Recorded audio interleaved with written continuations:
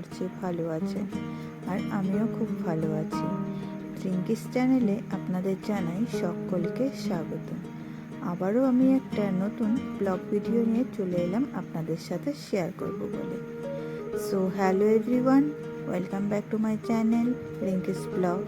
রিঙ্কিস ব্লগে জানাই আপনাদের সকলকে অনেক অনেক ভালোবাসা, অনেক অনেক শুভেচ্ছা।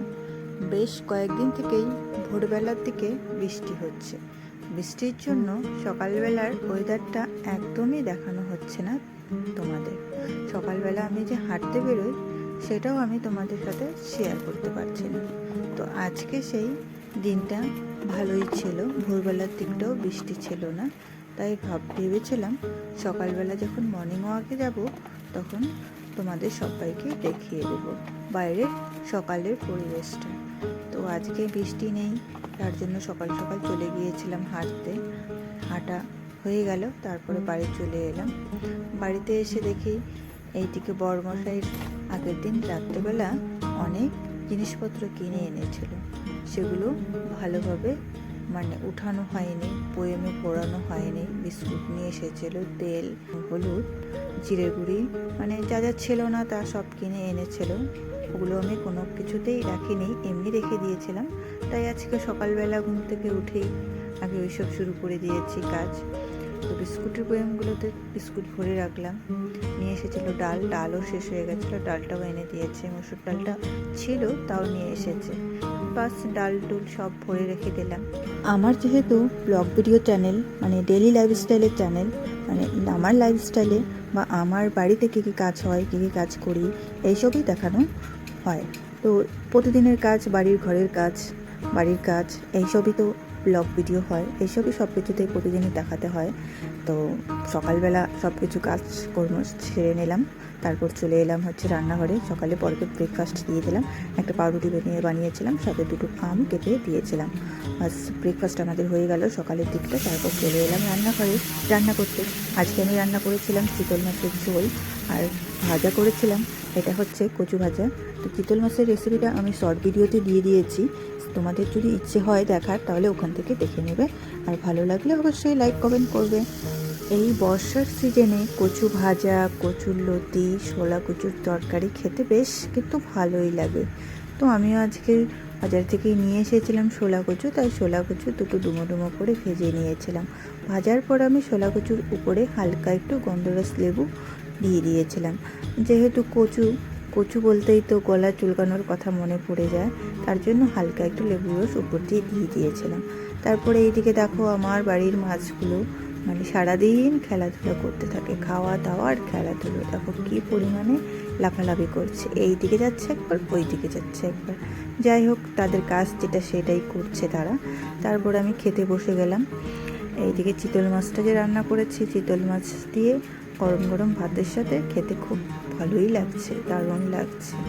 আজ খাওয়া দাওয়া হয়ে গেল দুপুরের খাওয়া দাওয়ার পর আমি চলে এলাম আমার শ্বশুরমশাইয়ের রুমটা যেহেতু অনেক দিন থেকেই কেউ ঘুমাচ্ছিল না, এখানে শুধু আমার ছেলের বইপত্র, জলের বোতল, আর দেখো খাটের উপরে কোনো বিছানাই নেই, বিছানা পাতানো হয়নি, যেহেতু কেউ ঘুমায় না।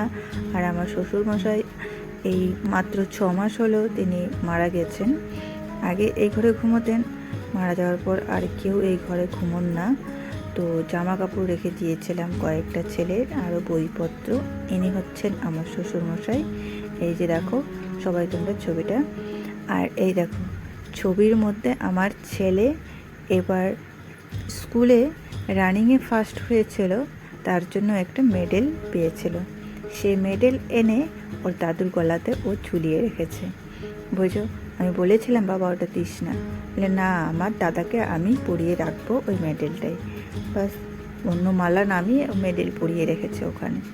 তো বাচ্চা মানুষ, কিছু করার নেই, ও যা বলছে তাই শুনতে হবে, তার জন্য ওই মেডেলটাই ঝুলানো আছে গলার মধ্যে।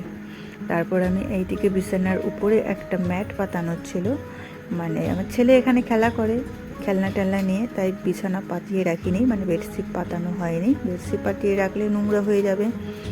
আর হঠাৎ করে আজকে আমি পরিষ্কার করছি কেন, বেডশিট পাতাচ্ছি কেন, সেটা তোমাদের আমি সবটাই বলবো আস্তে আস্তে। তোমরা ভিডিওটা সবাই দেখতে থাকো, স্কিপ করে কেউ দেখবে না, তাহলে কিন্তু কেউ বুঝতেই পারবে না ভিডিওটা আমি কোথার থেকে কিভাবে কি করে নিয়ে এলাম। তো যাই হোক, এখন শুরু করে দিলাম আমি বিছানার বেডশিট পাতানো। তো বেডশিটটা ভালো করে এ সাইড ও সাইড দু সাইডই গুছিয়ে দিলাম, তারপর দুটো বালিশ এনে রেখে দিলাম। আজকে হচ্ছে শুক্রবার, মানে শনিবার রবিবার হচ্ছে জামাই ষষ্ঠী। তো ভিডিওটা আমি করেছিলাম শুক্রবার দিন। তো শুক্রবার দিন ভিডিওটা করা হয়েছে, শনিবার গেছে, তারপর হচ্ছে রবিবার হচ্ছিল জামাই ষষ্ঠী। তো জামাই ষষ্ঠীতে বাড়িতে তো জামাই আসবে, জামাই বলতে আমার ভাগ্নি জামাই। আমার কিন্তু এখনও মেয়ে নেই বা মেয়ে হয়নি এখনও, বা তার জামাই হবে। ভাগ্নি আসবে বাড়িতে, তাই ভাবছি যে দুটো রুম আছে, দুটো রুমের মধ্যে আরেকটা রুম তো ফাঁকাই পড়ে থাকে, তার জন্য ভাবছিলাম একটা বেডশিট পাতিয়ে রাখি, এখানে কেউ ঘুমোতে পারবে। আর ওরা যদি নাও ঘুমায় তাহলে আমাদের রুমটাতে ওদের দিয়ে দেবো, আর আমরা এই রুমের মধ্যে ঘুমিয়ে যাব। একটা দিনেরই তো ব্যাপার, আর কিছু না।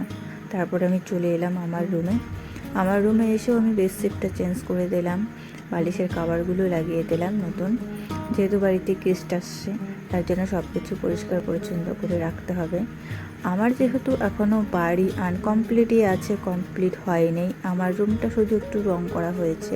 আমার শ্বশুরমশাই যে ঘরের রুমটাতে থাকতো সেটাতে এখনও রং করা হয়নি, তবে রং করবো আর কয়েকদিনের মধ্যেই।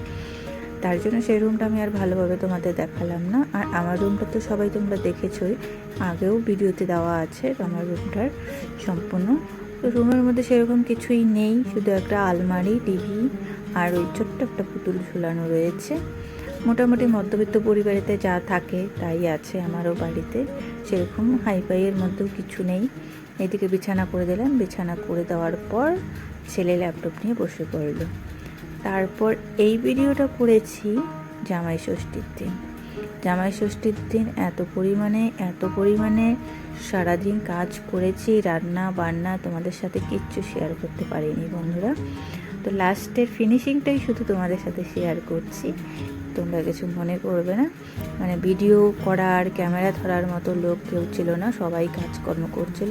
শুধুমাত্র জামাই, ভাগ্নি আর ভাগ্নির জামাই তো আসেনি, আরও সবাই এসেছে, দিদিরা এসেছিলো, আরও ভাগ্নি আছে তারাও এসেছিলো। সবার মাঝে তো আর ভিডিও করাটা সম্ভব না, কাজ করতে হয়, বাড়ির বউ তো সম্পূর্ণ সব কাজ করতেই হবে। তার মধ্যে থেকে আমি শুধু লাস্ট এই ক্যাপচারটা তোমাদের দেখালাম। এই দেখো আমাদের ভাগ্নি জামাই চলে এসেছে। অনেক রকমের রান্না করেছিলাম, ভাত করেছিলাম 2 রকমের, এই সবই দেখো, মাছ, ডাল, সবজি, চাটনি, পাঁপড়, স্যালাড, দই, মিষ্টি, বাদ বাকি যা সব প্রয়োজন জামাই ষষ্ঠীতে, হয়তো সেটা সবাই জানে। জামাই এসেছে, জামাই খাওয়া দাওয়া করছে, ব্যাস এটুকুই ছিল আমার জামাই ষষ্ঠীর আয়োজন। আর এনারাই ছিল আমার গেস্ট। তো আজকের এই ভিডিওটা তোমাদের কেমন লাগলো? ভালো লাগলে অবশ্যই আমার চ্যানেলটিকে সাবস্ক্রাইব করে দিয়ে যাবে, লাইক কমেন্ট শেয়ার করবে। তো সকলেই তোমরা ভালো থাকবে। টাটা সবাইকে, আবারও তোমাদের সাথে দেখা হবে নতুন কোনো ব্লগ ভিডিওতে। সবাই ভালো থেকো, সুস্থ থাকো, বাই।